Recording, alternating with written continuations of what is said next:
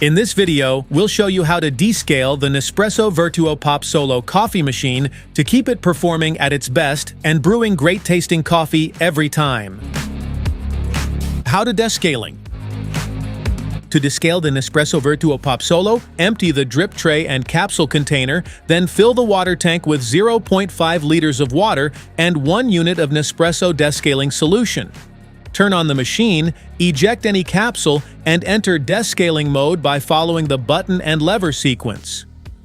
Place a 1-liter container under the coffee outlet and start the descaling cycle, which takes approximately 20 minutes and cannot be interrupted.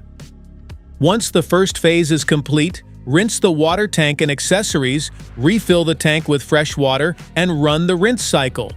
When the button light becomes steady, descaling is complete. Allow the machine to dry for 10 minutes before use. Remember that the descaling solution can be harmful, so avoid contact with eyes, skin, and surfaces.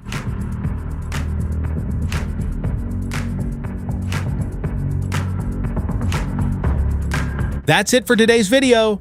Thanks for watching. Don't forget to like, subscribe, and check the link below to grab your Nespresso Vertuo Pop Solo. See you at the next one.